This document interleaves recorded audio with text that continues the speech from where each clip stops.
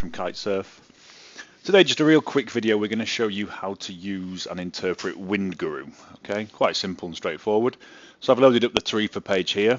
You can see on the top of the page here, this is the forecast for the next week. Now, as this is the long range forecast, it's generally just to give you an outline of what's going to happen in the next week. Don't trust it to be too accurate. If you want a more accurate forecast, this middle forecast shows you the 3-day forecast.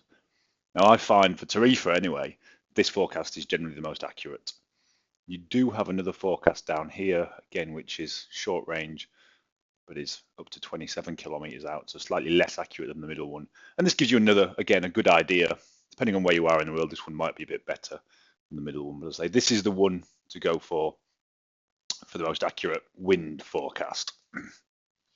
So just to go back up to the top forecast, okay, the 7-day forecast. You've got 3 rows here, top one of which, wind speed, wind gusts, and then modified wind. Now these two are quite self-explanatory, wind speed and gust speed. Obviously the difference between these two, the higher that difference is, the more nasty the wind is likely to be. So you're looking for a day when, you can see here, that's quite gusty today because we've got a big storm blowing through at the moment. You would want that to be a lot lower than that to be nice kite surfing. You can see here in Tarifa we have modified wind. Now, not all locations have this. This is because we here are affected by the Venturi effect, whereas in the wind that is being recorded by a lot of the weather stations locally isn't necessarily the same wind as we get here due to the Venturi effect. So this has been modified by the algorithms to give you a more accurate wind speed of what's happening here in Tarifa.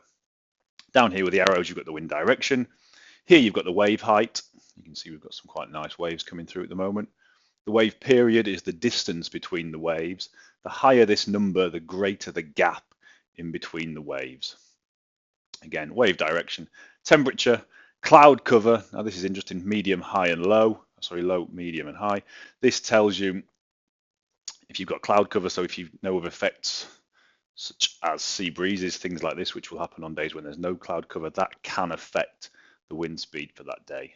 And down here, last of all, we have rain.